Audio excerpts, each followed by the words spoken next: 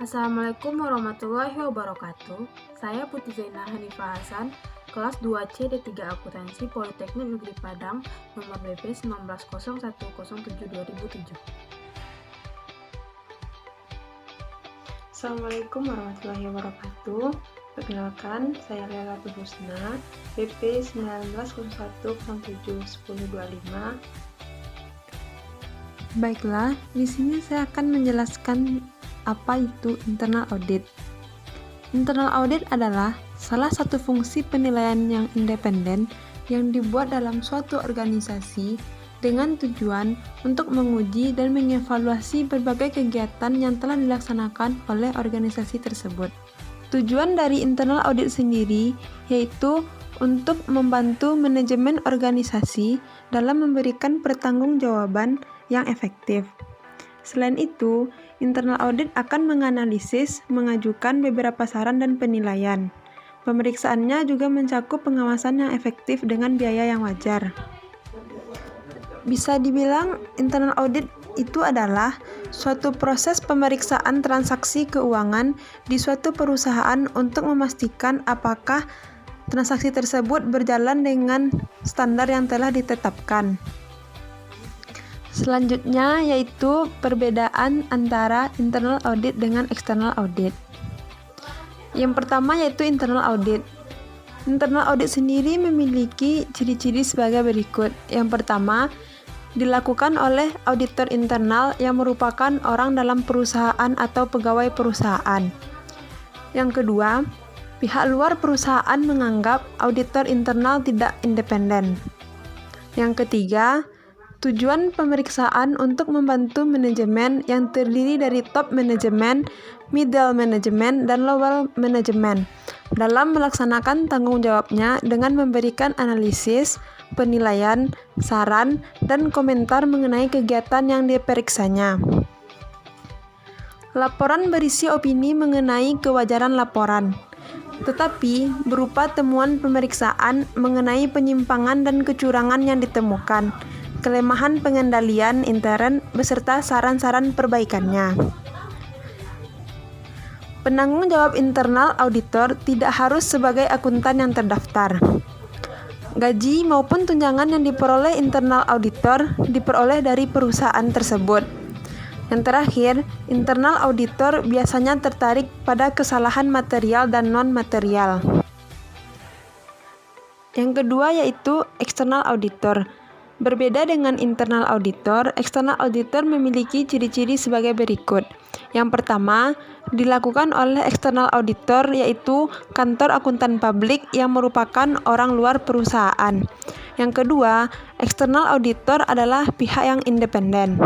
Yang ketiga, tujuan pemeriksaannya adalah untuk memberikan pendapat mengenai kewajaran laporan keuangan yang telah disusun oleh manajemen perusahaan. Yang keempat, laporan berisi opini mengenai kewajaran laporan keuangan. Selain itu, mengenai manajemen letter yang berisi pemberitahuan kepada manajemen mengenai kelemahan-kelemahan dalam pengendalian intern beserta saran dan perbaikannya. Selanjutnya, pemeriksaan ekstern dilakukan secara sampling karena waktu yang terbatas dan akan terlalu tingginya biaya audit jika pemeriksaan dilakukan secara rinci. Pemeriksaan ekstern penanggung jawabnya adalah seorang akuntan publik yang terdaftar mempunyai nomor register. Yang terakhir, external auditor hanya tertarik kepada kesalahan-kesalahan yang material yang bisa mempengaruhi kewajaran laporan keuangan. Baiklah, selanjutnya saya akan menjelaskan tentang internal audit yang efektif. Yang pertama yaitu Departemen Internal Audit harus mempunyai kedudukan yang independen dalam organisasi perusahaan. Bila Departemen Audit Internal ingin independen, maka tidak boleh terlibat dalam kegiatan operasional perusahaan. Misalnya, Departemen Audit Internal tidak boleh ikut serta dalam aktivitas yang pertama, penjualan dan pemasaran, yang kedua penyusunan sistem akuntansi, yang ketiga proses pencatatan transaksi, dan yang terakhir penyusunan laporan keuangan perusahaan. Departemen Internal Audit harus memiliki job description yang jelas.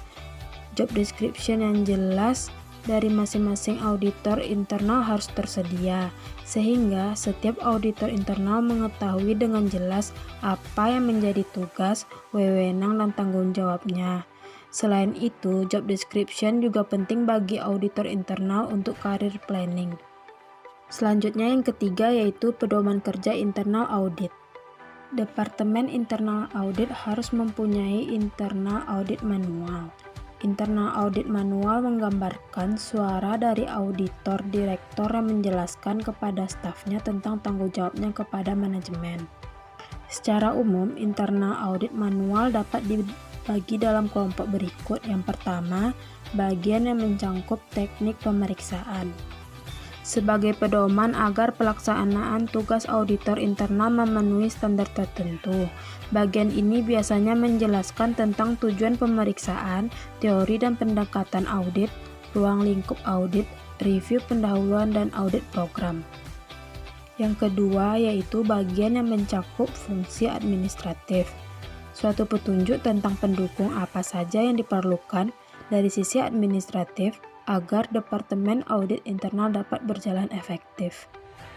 Yang keempat, internal auditor harus ada dukungan yang kuat dari top manajemen kepada Departemen Internal Audit.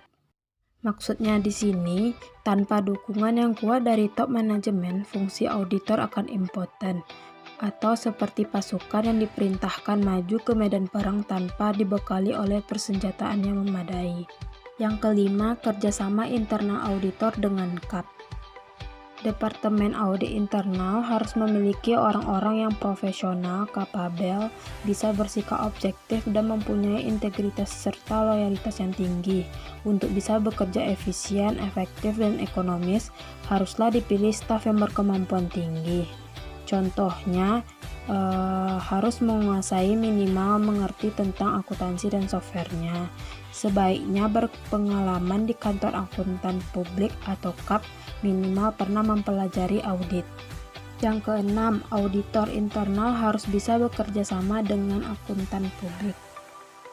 Dalam menjalankan pemeriksaannya, akuntansi publik akan menilai apa yang dikerjakan auditor internal dan laporan serta saran-saran apa saja yang telah dibuat oleh auditor internal sebagai hasil pemeriksaannya. Walaupun akuntansi publik tidak bisa menjadikan hasil pekerjaan auditor internal sebagai ganti dari audit prosedur yang harus dilakukannya. Namun demikian, akuntansi publik telah harus bekerja dengan staf dari perusahaan yang diaudit dan terutama bekerja sama dengan bagian audit internal. Bila departemen ini sudah bisa bekerja secara efisien dan efektif, serta bisa bekerja sama dengan akuntansi publik, maka audit fee yang harus dibayar kepada KAP bisa ditekan menjadi lebih rendah. Hal tersebut karena hasil kerja Departemen Audit Internal bisa mempercepat dan mempermudah penyelesaian pekerjaan KAP. Yang terakhir yaitu Departemen Audit Internal harus memiliki Internal Audit Charter.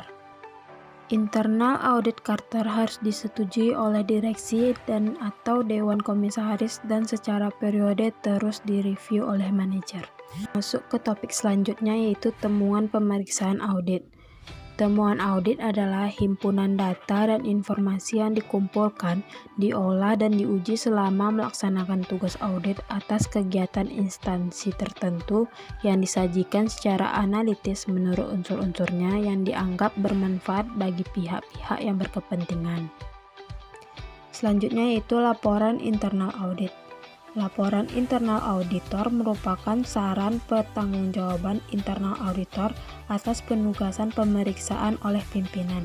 Melalui laporan ini, internal auditor akan mengungkapkan dan menguraikan kelemahan yang terjadi dan keberhasilan yang telah dicapai.